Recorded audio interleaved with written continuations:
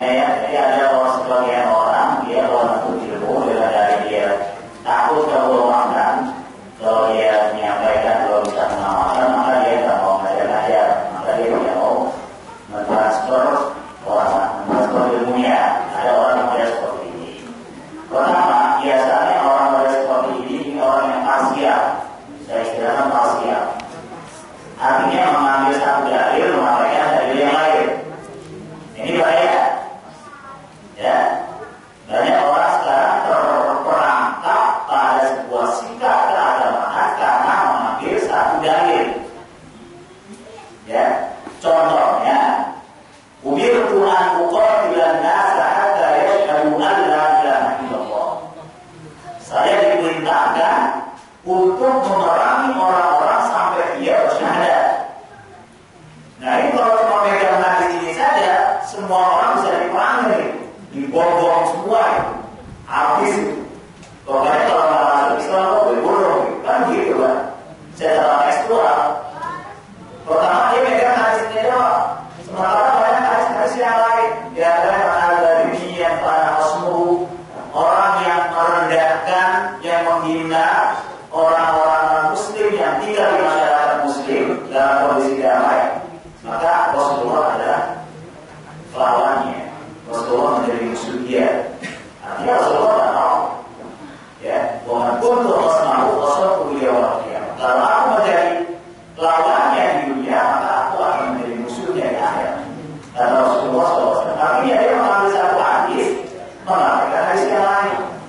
Ini banyak orang yang terperangkap seperti ini.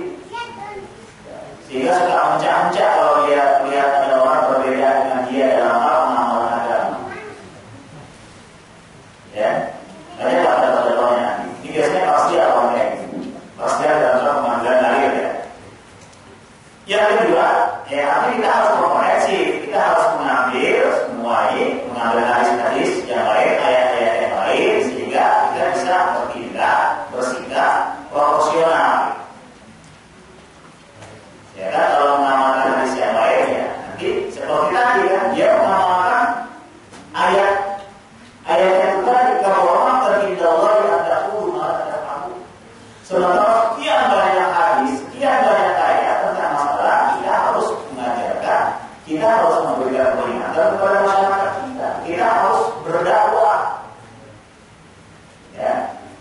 Dan disinilah Imam Malik rahimahullah, Imam Malik bin Anas, beliau mengatakan, al-amalu min ajli nas riya.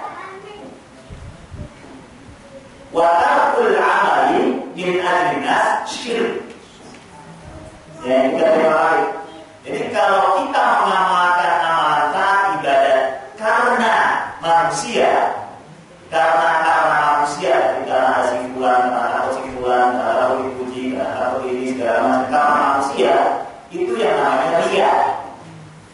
Tapi kalau meninggalkan amalan taat karena manusia juga, kan karena manusia tadi kan khawatir orang mengatakan dia begini kan karena manusia juga. Padahal itu amalan taat. Meninggalkan amalan taat karena manusia itulah syirik. Artinya lebih berat dari dia. Contohnya ada orang saya tidak mau sholat jamaah di masjid, takut dibilang dia, takut dibilang alim. Itu alim banget tuh, ya. Nah orang seperti itu sudah syirik. Karena apa? Karena sholat jamaah itu perintah, amalan taat.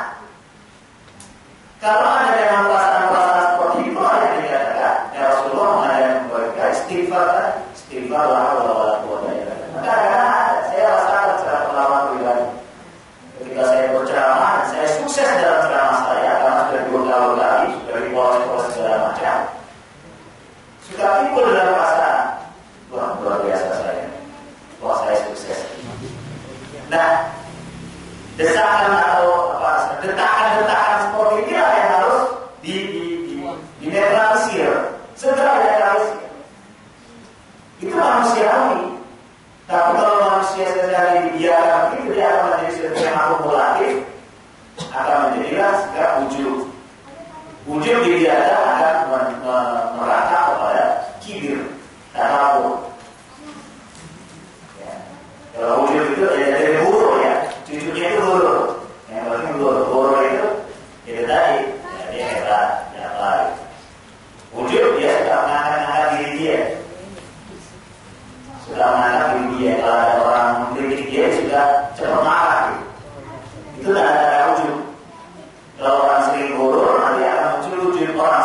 ujub nanti dia takabur. Nah ini yang harus dihindari. Jadi tata bahayanya begitu, ya, guru, ujub, kibir, atau takabur. Nah, tadi menyinggung masalah orang yang seperti ini, ya, jangan sampai dia punya kewajiban untuk memtransfer ilmu, memberikan ilmu pengetahuan kepada orang lain. Dengan dalih dia takut Allah makan, itu kan juga ya, karena manusia juga, karena sesuatu yang lain. Maka itu takut amal meninggalkan amalan ya, itu menjadi syirik. Kata Imam Malik. Jadi itu was-was namanya yang harus was-was ini memang paling bahaya. Ya, was-was. Nah, was-was itu juga kan anas. Ya. Lebih bahaya was-was itu menjadi wanas kan. Ya. Itu bahasa modern kita ya provokator. Provokator lebih bahaya dari jin halus. Ini disyaratkan Allah kalau provokator, kalau orang yang suka mewas-waskan kita itu kita minta perlindungannya itu dengan 3 sifat Allah yang luar biasa. Qul a'udzu birabbin dengan rububiyah, Malikin nas dengan mulkiyah Allah, Ilahin nas dengan tauhid uluhiyah Allah. Baru apa? Min syarril waswasil khannas. Tapi ketika Allah katakan qul a'udzu birabbil falaq, rububiyah saja cukup. Langsung dah min syarri kejahatan-kejahatan yang diciptakan. Ya, di antaranya sihir, tiupan, ya. Itu sesuatu yang sederhana. Dengan rububiyah kita bisa melawan. Tapi kalau provokator, kalau orang yang suka mewas-was, apalagi orang manusia itu mendesak-desus, ya, buat semuanya yang tidak S, jadi kan gosip S, isu S, desak-desus S. Ya ini yang memang harus harus dihindari dengan 3 tauhid tadi, tauhid rububiyah, tauhid mulkiyah, ya, dan tauhid uluhiyah. Kalau bercanda untuk melawan orang-orang seperti tadi, ya, di antaranya dari batasan.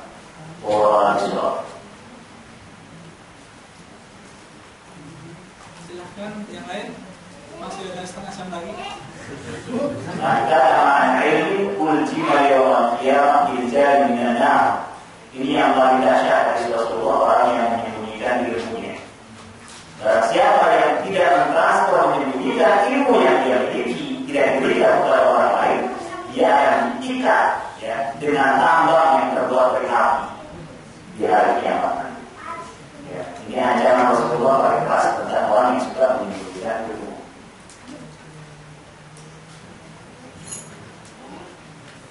Ya, jadi kita juga yang salah juga mengakibatkan sombong gitu. Pada orang-orang sombong banget. Kadang-kadang orang yang lagi produksi katakan orang sombong banget, produksi kok begitu. Nah itu secara mispersepsi tentang masalah sombong. Ya kan? Inna Allah jamil yuhibbul jamaah. Kita harus penampilan baik, indah, yuhibbul jamaah. Allah mencintai keindahan. Al-kibru baru hak Allah tunas. Yang dikatakan sombong itu ada yang menolak kebenaran dan merendahkan orang lain. Kalau kita berpakaian kita merendahkan orang lain, itu yang namanya sombong. Atau menolak kebenaran, itu sombong. Makanya ada istilah dalam hadis al-fakirul fakur. Orang miskin tapi sombong. Ini hadis. Ya, salah satu jadi awal salah satu jadi turunan. Ada 3 kelompok manusia yang pertama kali masuk neraka. Itu diantaranya al-fakirul fakur, orang miskin tapi sombong. Ada tak miskin sombong? Buahnya apa? Miskin gak sholat, miskin gak puasa. Ya, kalau kayak sombong mungkin masih mending ya. Ada sedikit nilai gitu. Kayak orang sombong gitu, masih sedih gitu, punya mobil, punya apa gitu. Miskin sombong gitu. Apa yang sombong gitu? Ternyata itu tadi bahwa dia menolak kebenaran.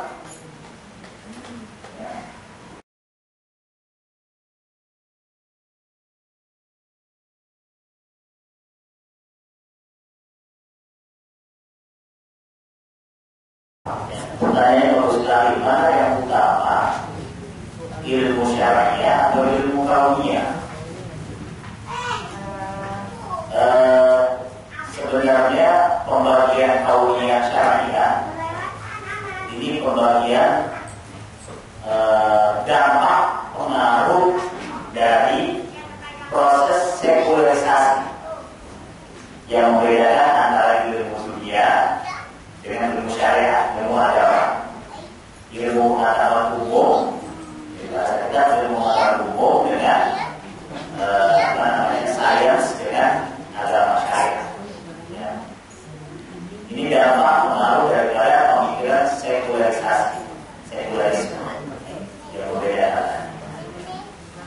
Kalau dalam Islam tidak ada, makanya dalam Islam tidak ada persentase rakyat kepada dunia berapa persen, rakyat kepada Ukhrawi berapa persen, tidak ada. Ya, gimana ya itu?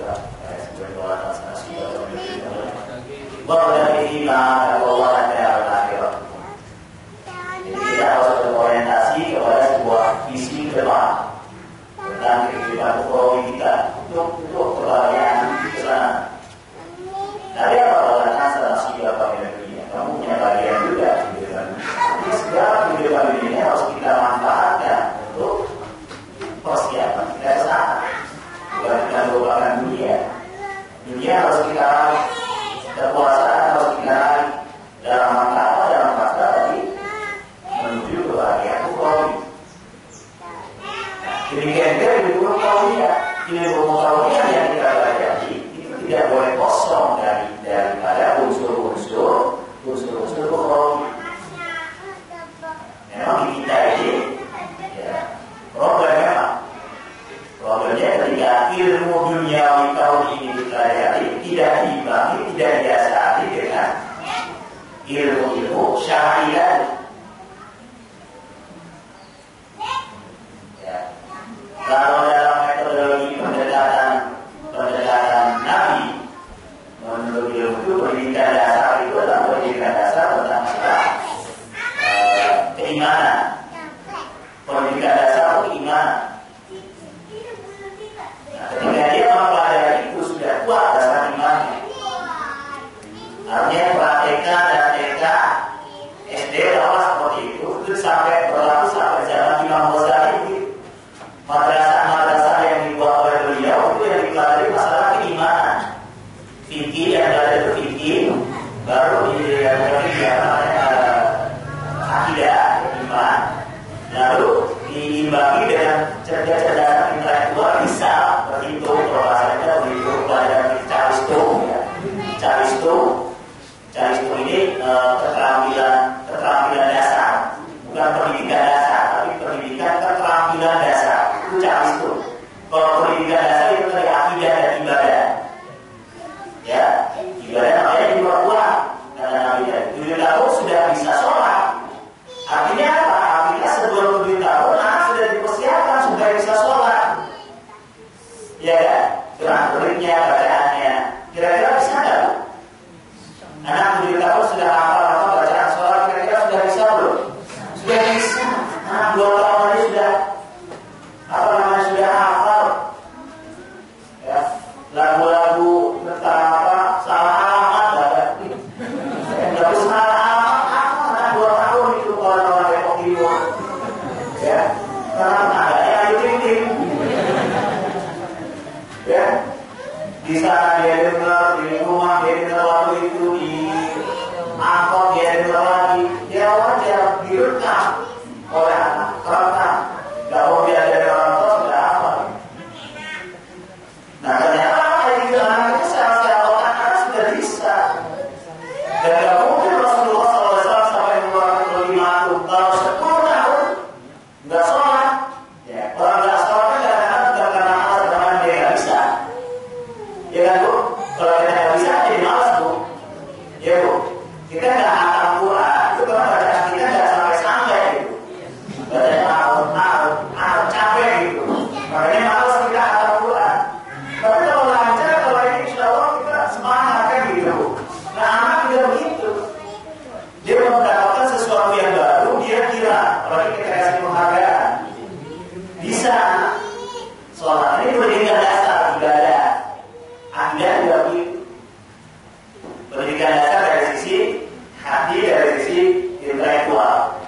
pemikiran, dari sisi sikap, perilaku ibadah. Dari sisi fisik juga begitu, ada pendidikan dasar, ada keterampilan dasar. Pendidikan fisik, ya. Usaha itu keterampilan. Pendidikan keterampilan dasar fisik itu usaha, ya. Terus apa lagi? Badminton itu keterampilan, info.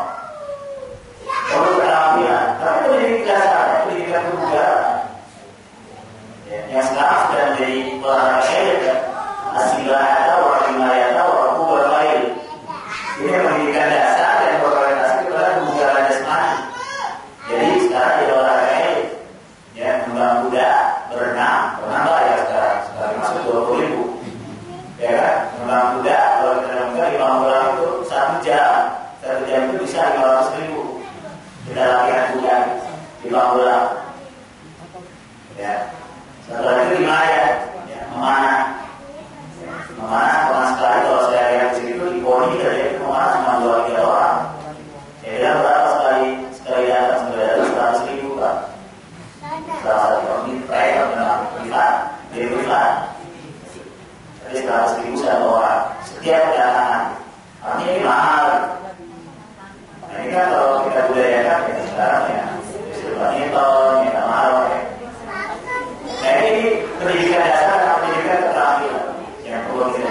Yang sini ya tadi kita kembali kepada pertanyaan Ibu. Jadi prioritas itu dari Ibu prioritas. Kalau pendidikan dasarnya sudah terbackup, kita tidak akan pusing-pusing nanti mana yang perlu prioritas. Nanti kita belajar kaumnya atau syariah. Sebab ketika dia sudah belajar kaumnya, ya dia sudah terbackup. Sudah terbukti. Saya banyak laporan dari teman dari adik-adik kita yang masih mahasiswa di UI, ya, di perguruan tinggi kita ini, ya. Dia karena dia sudah punya dasar, ketika dia mendapatkan sesuatu yang dia bertanya, minimal dia bertanya, kalau dia tidak menolak, Pak benar nggak ini? Jadi pendidikan ideologi ateisme yang dia dapatkan dalam ketika dia menerima kuliah di psikologi. Itu dikonsultasikan, karena dia sudah punya dasar. Kalau orang punya dasar, menerima aja, ngambil begitu. Ya banyak contoh-contoh orang yang ahli biologi, jadi antaranya kan kalau di Yaman ada Abdul Qadir As-Sidani. Beliau bisa menerangkan biologi, keilmuan biologi ini. Apa namanya? Ukhawi, sesuatu yang kaitan dengan syariah. Ya, jadi dasarnya harus diperkuat. Insya Allah setelah itu ada masalah. Itu spesialisasi aja. Spesialisasi memang keterampilan. Mau keterampilan ilmu kauniyah atau keterampilan ilmu syariah. Nah, ilmu syariah itu sendiri ada prioritasnya. Tentunya kewajiban sebagai seorang muslim itu harus dipelajari, harus diberikan. Ya, bagaimana sholat yang benar, ya, bagaimana puasa yang benar, dan bagaimana bersyahadat yang benar, ya, bagaimana dia harus berinfak, bersedekah yang benar, itu dasar pendidikan dasar. Kalau yang ini sudah, ya, yang lain itu adalah spesialisasi. Ya, ilmu maqasid syariah itu adalah spesialisasi. Ilmu fikih, ya fikih dalam artian pendalaman ilmu fikih. Ya, ilmu fikih pada ilmu fikih sudah